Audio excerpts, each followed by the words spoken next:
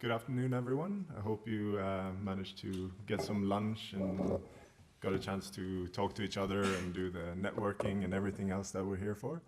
I'm very happy to introduce the first panel discussion that we have after lunch today, which is on the state of social enterprise in Asia. So as you can see, this is one of the larger panels we have, and I think you'll see a variety of insights both from the practitioner side and from the researcher side of social enterprises in Asia. And I'll just introduce the chair of the panel, Mr. Asif Saleh from Brac. And I think there's no one better to chair a panel like this than someone with a long, distinguished career in one of the most successful social enterprises in Asia. So, Mr. Saleh, Thank you, Magnus. So, yeah, as I guess in the conference circle, this is known as a graveyard shift, right after the lunch shift. So we'll try to make it as interesting as possible because we have a very, very interesting and colorful panel from toilets to happiness. I think we got it all covered here. So we'll start, and let me just quickly introduce the panel, distinguished panel members over here. On my immediate left, we have Weina Lee. Weina is the head researcher at Impact Investment Shujog, social enterprise seeking to foster growth, maturity, and innovations to the SE and impact investment sectors of Asia. So she will actually help us set the context of where we are. And then we have Neera Nundy. Neera's expertise in maximizing social return on investment is rooted in her strong corporate background advising investors and valuing companies. But to cut the long story short, Neera has a very interesting career like myself as well. She was in the Wall Street and then moved back about 10 years ago and just told me a little while ago, never regretted a minute of that, going back. We'll hear from Neera about her organization, DASRA. Then we have Seung. He's the director of social enterprise operation and support team in SK Happiness Foundation. Are you happy today? Okay. But the person who looks the most happy is basically Mr. Jack Sim, head of World Toilet Organization. Of course, he has been credited for breaking the global taboo of toilet and sanitation by bringing it to the global media center stage with his unique mix of humor and serious facts since 2001. So he's been doing this for the last 11 years, and he's a pro. So Jack, will hear from you about your experiences. And then at the, no toilet humor, please. No, I'm sure. But at the very end, we have Wolfgang. You've already heard from him a little bit. And saying some contrarian stuff, so I'm sure he's not going to disappoint again by saying controversial stuff. Wolfgang is the managing partner of LGT Venture Philanthropy with the mission to improve the quality of life of less advantaged people. But he's the guy who actually funds other enterprises, so we'll hear from him from his unique perspective. But we'll first start, so this is a unique group in a sense that we have somebody who's representing the intermediary and somebody who's representing the investors. And in the middle, we have three social enterprises giving their views on social enterprises in Asia. So we'll first start with Weina in terms of giving us a bit of a context of how is the scene in social enterprises in Asia. So Weina, thank you. Thank you, Asif. So I will give you a kind of a highlight on the result of our research. We at Impact Investment Shujog Research, our focus is really to contribute to the body of knowledge that's available in Asia on social entrepreneurship and on impact investment.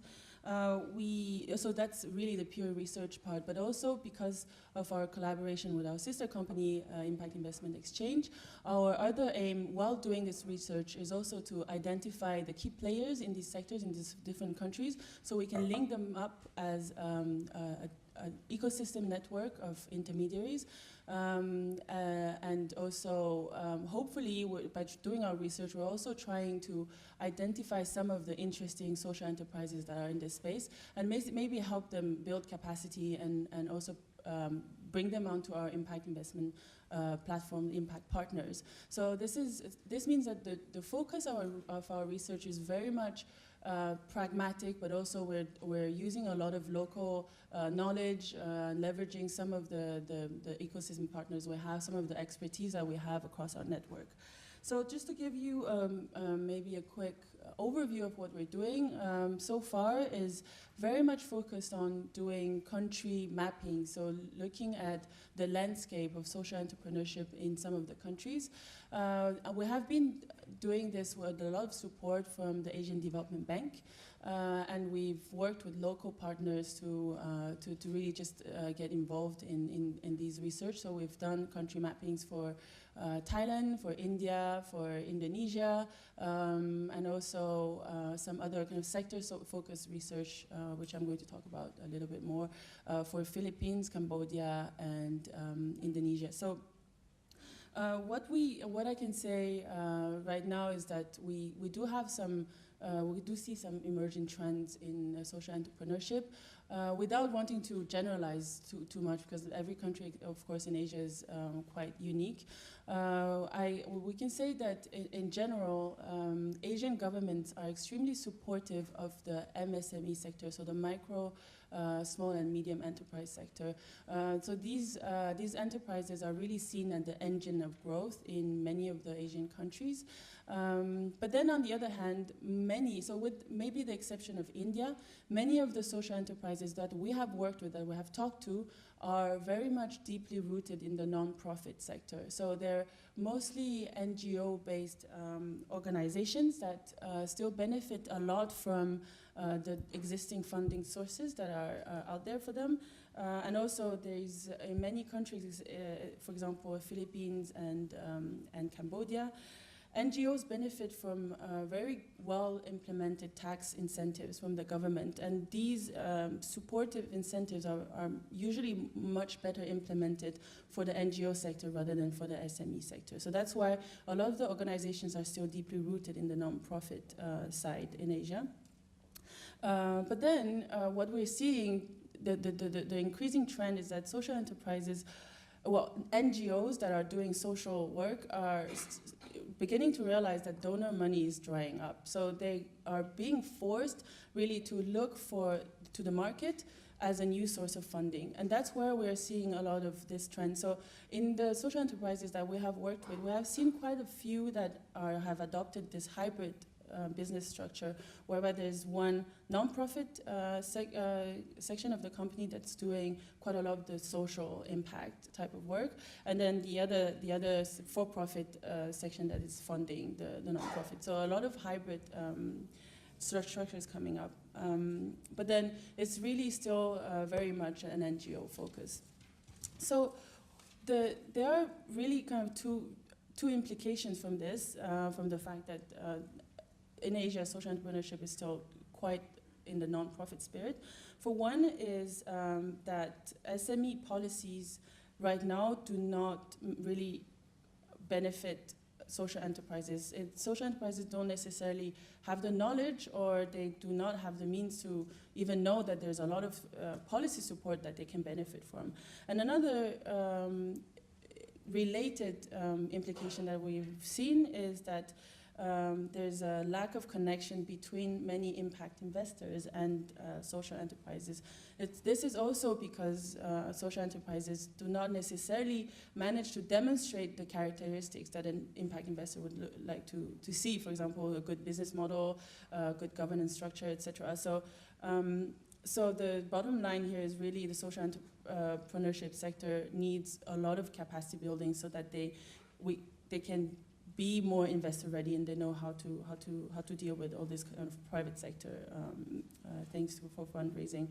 So I can say that one of the key challenges is really access to finance for the private sector.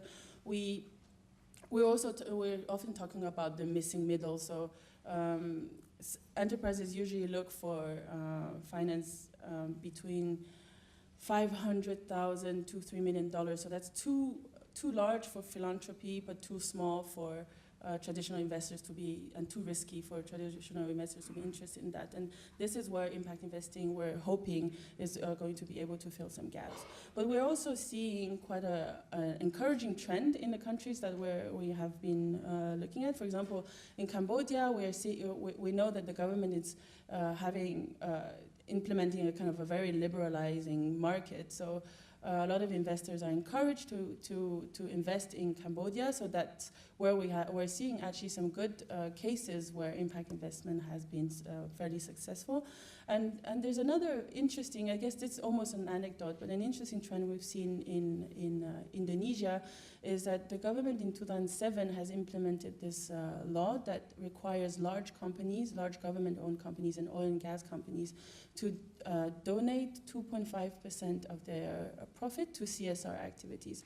And what we're seeing now is that in Indonesia there's an emergence of social enterprises that are providing CSR services. So this is their funding model. So they're tapping into a lot of CSR money, but we call this a social enterprise because they are providing services in exchange for that, except for the people funding it are not necessarily the BOP market.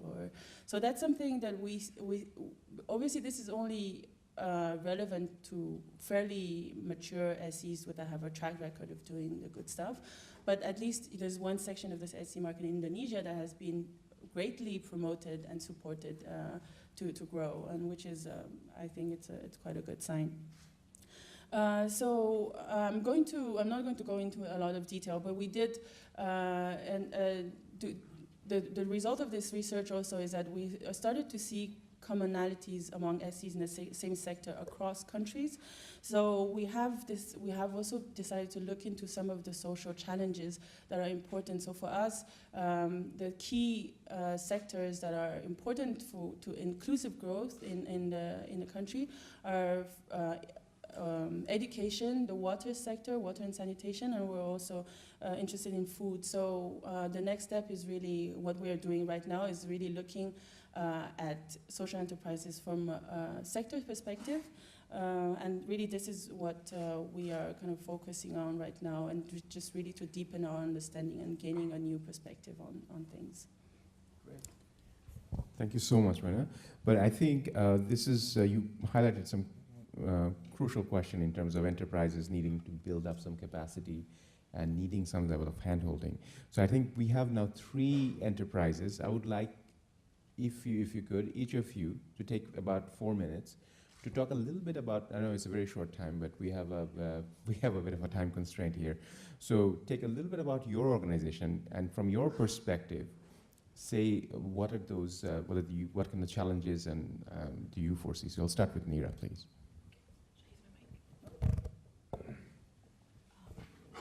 Hi, thanks. I'm sure some of you are falling asleep after lunch, so I'm not sure how exciting what I have to share is. But hang in there.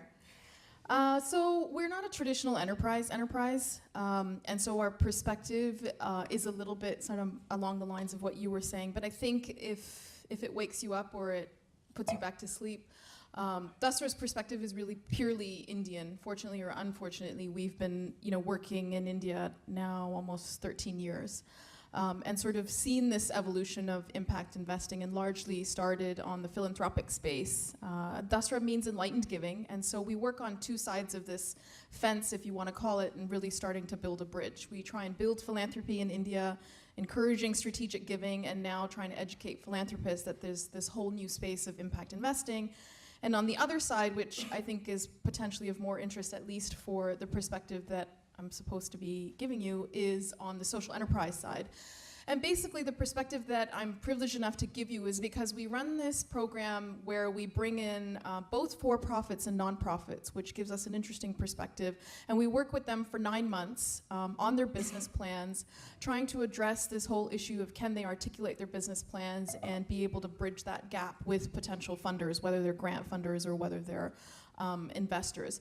And so some of what I wanted to sort of share with you guys was what we're seeing in India in terms of what's the state of social enterprises, which I think is the topic for this panel. is it's a mix of what you were saying, spin-offs from nonprofits, and largely that's driven by this whole question of sustainability. So not being able to continuously live on grant funding, how can you build a model that builds on your original mission that's for profit? And that's where we see spin-offs happening from non-for-profits, and often you'll see this interim hybrid model piece happening.